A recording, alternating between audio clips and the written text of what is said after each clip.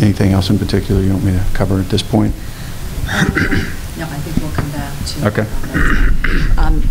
I did just want to make a comment on something that Chip said. The Small Firm Advisory Board does get to see all new proposed regulation before it moves on to the Board of Governors.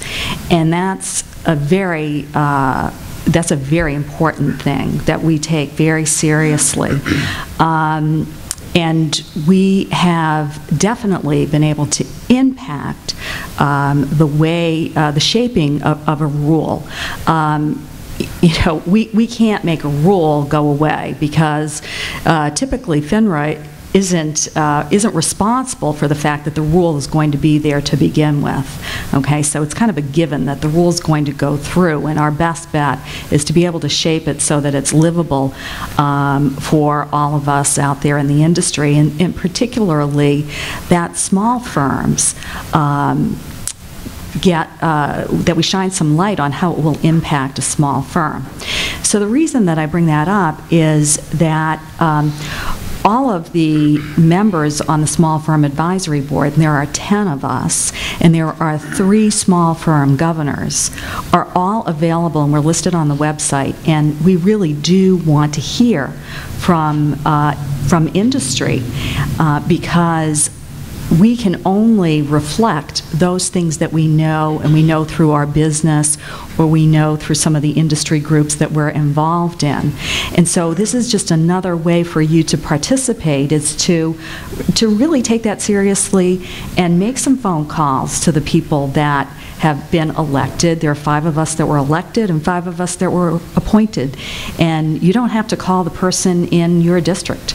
If you're more comfortable calling somebody, you know, in California because you're in Boston and you just don't want to get into it with somebody who you may consider to be a competitor, that's okay. And you can go directly to any of the 3 governors, and it's great because we meet together and we talk about what's going on in different companies, what we've heard from members, and so that obviously shapes our opinion about whether a rule is going to impact you or not. Because remember, we see the rule before it goes to the board, but we don't see it at the same time.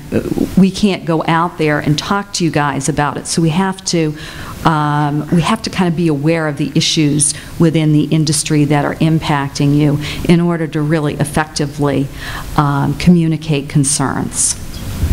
One of the things I just wanted to add to what Tina says, what I can tell you is that my fellow panelists up here, as well as the other members of the Small Firm Advisory Board, as Tina points out, they do work hard. They take a look at, they review all these rules and with the consideration of how is it going to impact small firms in particular, and they make a dramatic.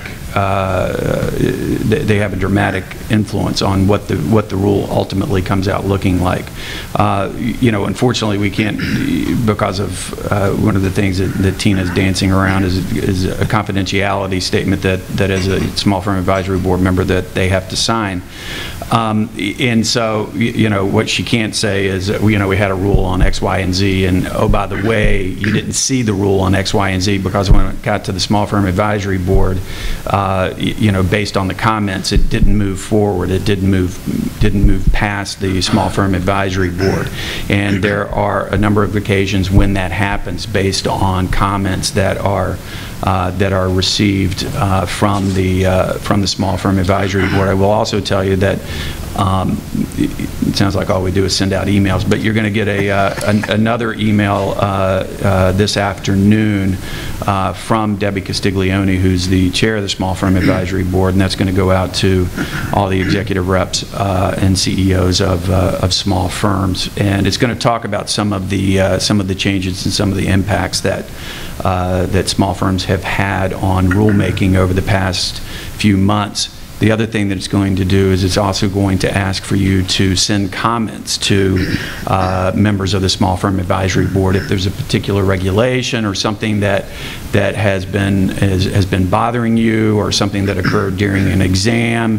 Pick up the phone and call one of the Small Firm Advisory Board members, because at each of those meetings we have an opportunity where we sit around and we talk about these issues that have come in from other small firms across the country. So I would encourage you to take a look at that email that is in fact coming out this afternoon.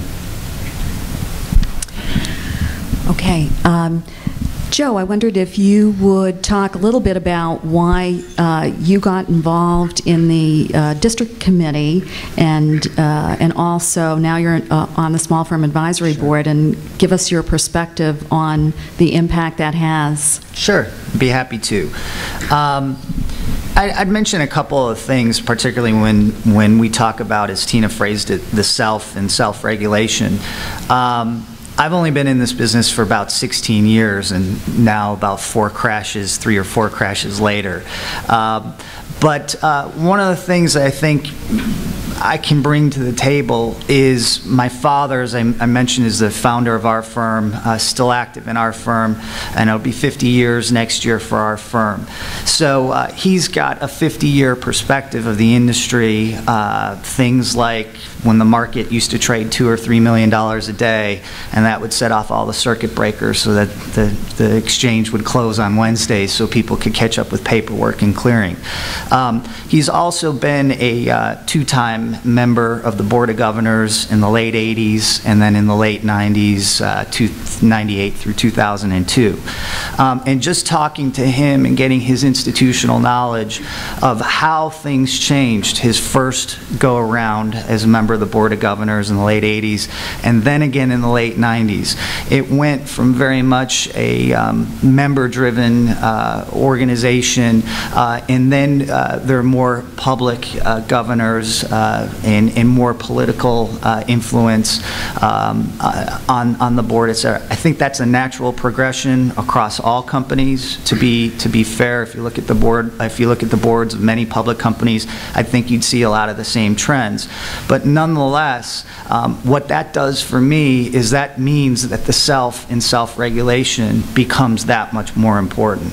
That those members have to be in tune with what's going on. They have to be in tune with the rest of the membership, and they have to be that kind of, it makes their role that much more important.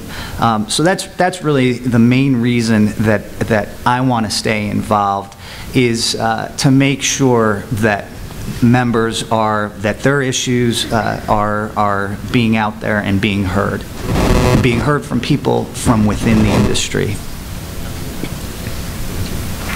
And Joe, can you just describe the district committees? Sure. Sure. Basically, the way that the district committees work is how many members are there on our each of the district committees? 10. It ranges from 8 to 10. Right. It'll soon be 9. Soon to be 9. Except for New York, which will be double that. But yeah. So one of the first things that I did was ran for our Midwest District Committee. There's an electoral process from all the members, and I was elected to that. There are these 8 to 10, as Chuck said, soon to be 9 members, and there are 10 committees throughout the entire country. We meet with District 4, I believe it is, which is based in Kansas City. So it's an opportunity to get 16 to 20 FINRA members in the room at the same time, talking about issues that that they're grappling with, or that they know that members in their district are grappling with.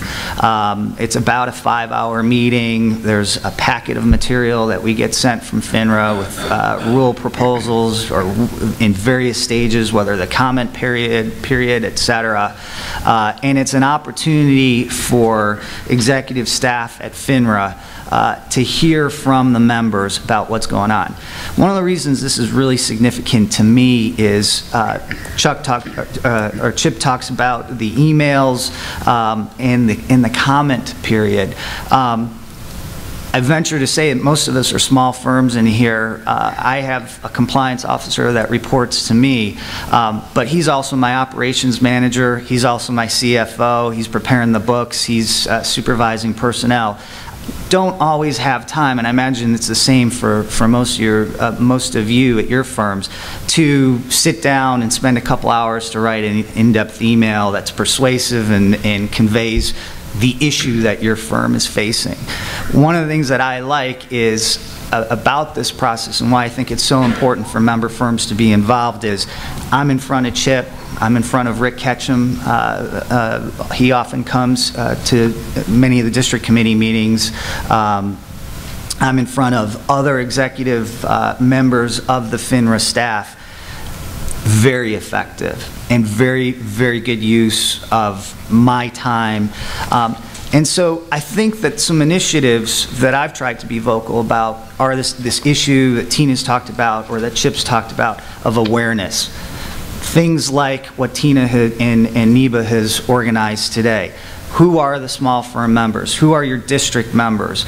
Knowing them face to face so that you can walk up to us outside, if we don't get bounced out of here by Eric, but if we're in the hallway, that you can come up to us and say, hey, I got an issue, here's something, can I get your email? That's what I think is important, to move the needle on these issues, to use what we have with members involved in FINRA to keep membership issues on the front burner.